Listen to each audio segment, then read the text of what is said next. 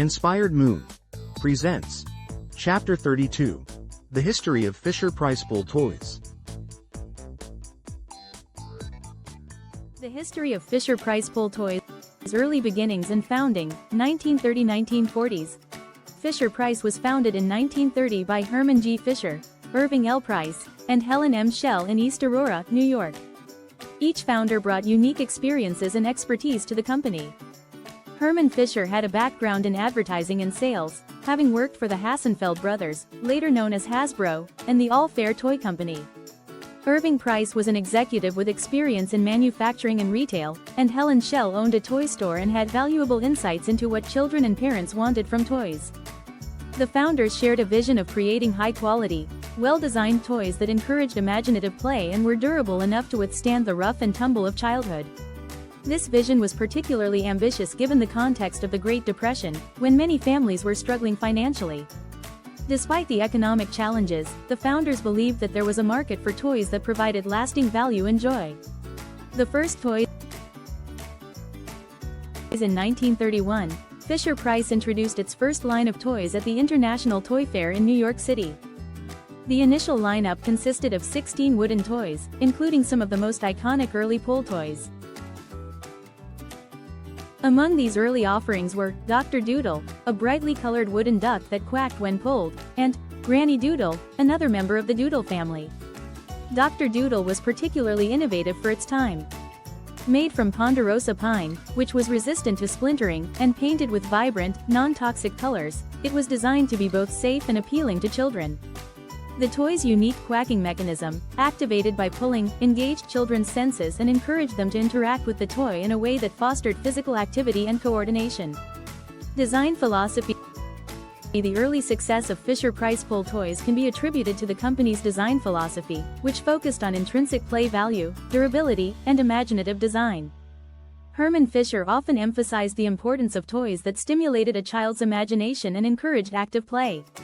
This philosophy was evident in the detailed, colorful designs and interactive features of the early pull toys. Durability was another cornerstone of the Fisher-Price approach. The founders understood that toys needed to withstand rough play and be passed down from child to child. The use of high-quality materials and robust construction methods ensured that Fisher-Price toys were built to last. This focus on quality helped establish a reputation for reliability and trustworthiness among parents. Despite the economic challenges of the 1930s, Fisher-Price's commitment to quality and innovation helped the company gain a foothold in the toy market. The company's early marketing efforts emphasized the educational and developmental benefits of its toys, appealing to parents who wanted to provide their children with enriching play experiences. Fisher-Price also capitalized on the growing popularity of department stores, which were becoming major retail outlets for toys. By establishing relationships with key retailers and showcasing their products at trade shows, Fisher-Price was able to reach a wide audience and build brand recognition. The onset of World War II in the early 1940s brought significant challenges to the toy industry. Material shortages and manufacturing restrictions forced many toy companies to scale back production or cease operations altogether. However, Fisher-Price managed to navigate these difficulties by adapting its product line and finding alternative materials. During the war years, Fisher-Price continued to produce toys, although in reduced quantities. The company also contributed to the war effort by manufacturing parts for military equipment. This period tested the resilience and ingenuity of the company but also reinforced its reputation for quality and reliability. The end of World War II brought renewed opportunities for growth. The economic boom of the post-war era, coupled with the baby boom, created a surge in demand for toys. Fisher-Price was well positioned to capitalize on this demand, thanks to its established reputation and strong product lineup. In the late 1940s, Fisher-Price began to expand its operations, investing in new manufacturing facilities and increasing production capacity. This expansion set the stage for the company's continued growth and success in the decades to come. Legacy of the early years. The early years of Fisher-Price established the company as a leader in the toy industry. The founders' commitment to quality, innovation, and child-centered design laid the foundation for a legacy that continues to this day. The pull toys of the 1930s and 1940s not only brought joy to countless children but also set a standard for what toys could and should be: durable, imaginative, and educational. This legacy has endured, making Fisher-Price a trusted name in toys for nearly a century. Innovation and expansion, 1950s-1960s. The 1950s and 1960s marked a period of significant economic growth and prosperity in the United States. The end of World War II and the subsequent baby boom led to a surge in consumer demand, especially in the toy industry. Fisher-Price, already an established name, was well positioned to take advantage of this growing market. During this era, the company expanded its product line, innovated new designs, and reinforced its reputation for high-quality, durable toys. Key innovations in popular pull toys is Snoopy Sniffer, 1957. One of the standout pull toys from the late 1950s was the Snoopy Sniffer. Introduced in 1957, Snoopy Sniffer was a wooden beagle with floppy ears, a wagging tail, and a head that moved up and down as the toy was pulled.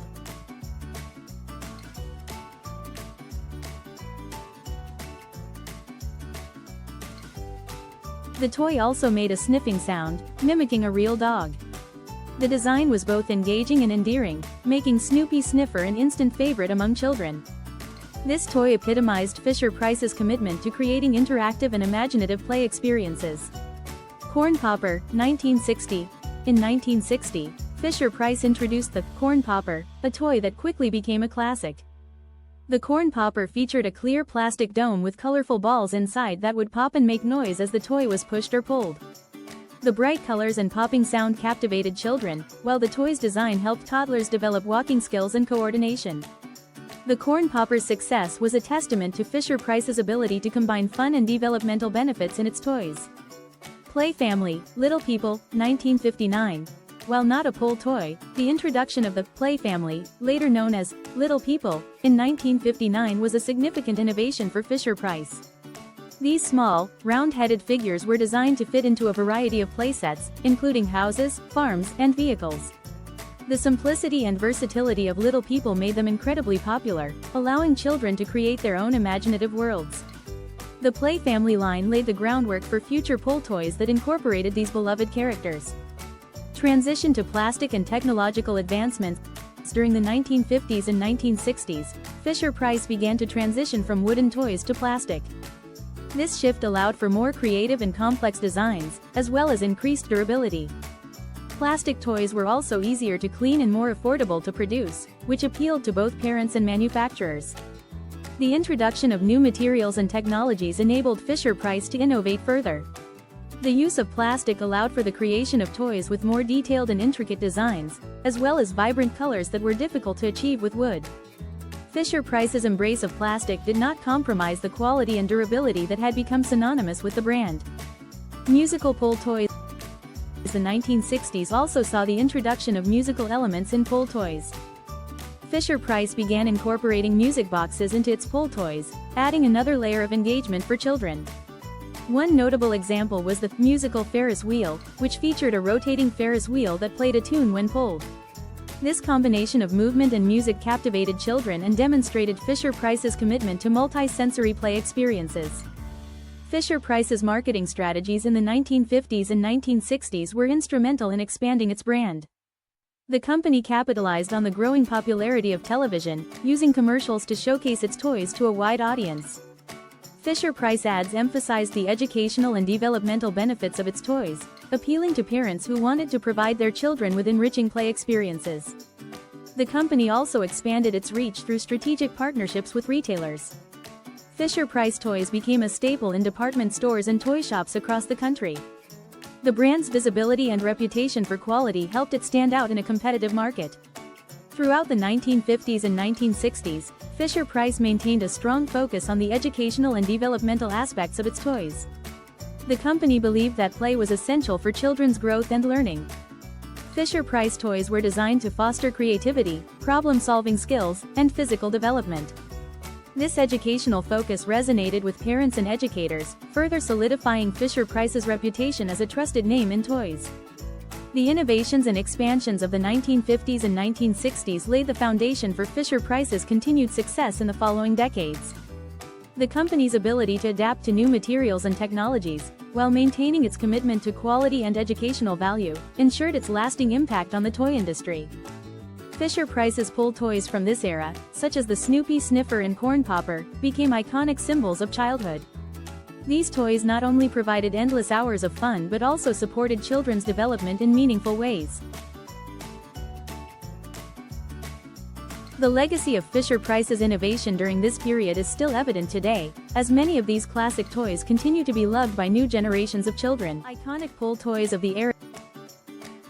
Chatter telephone, 1961, gained popularity in the 1970s, although introduced in 1961.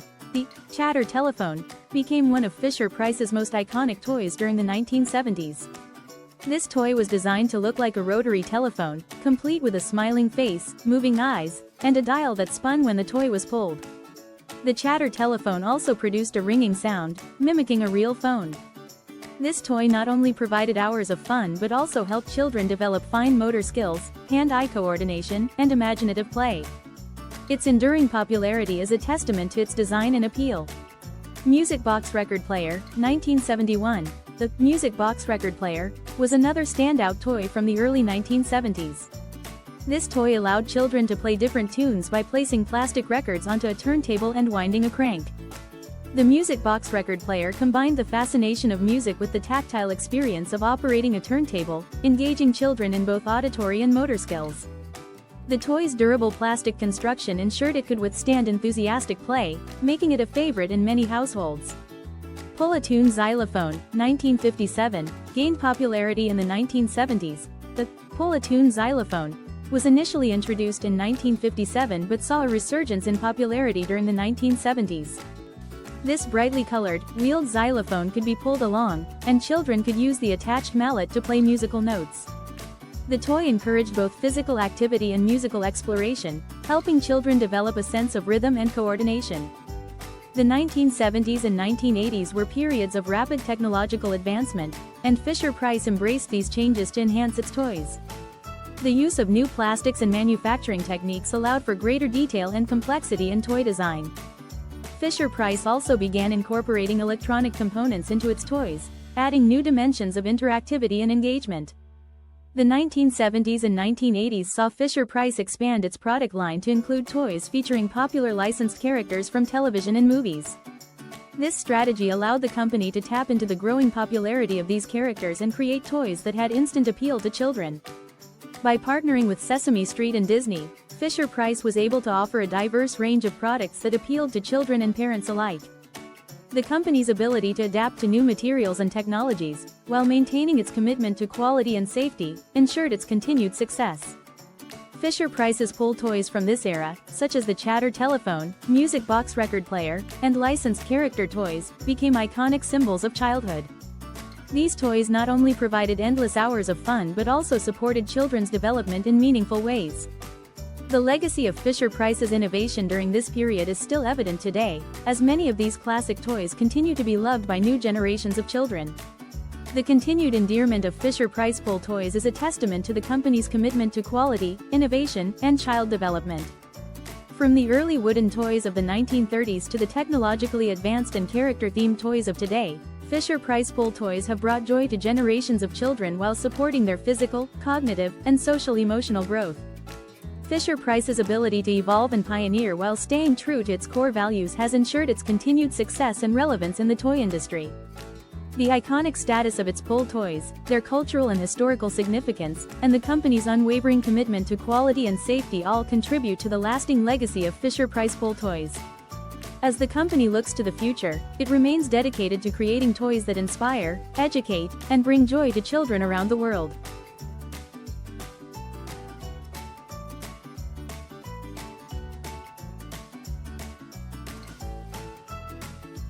Thank you for watching. Please share, like and subscribe.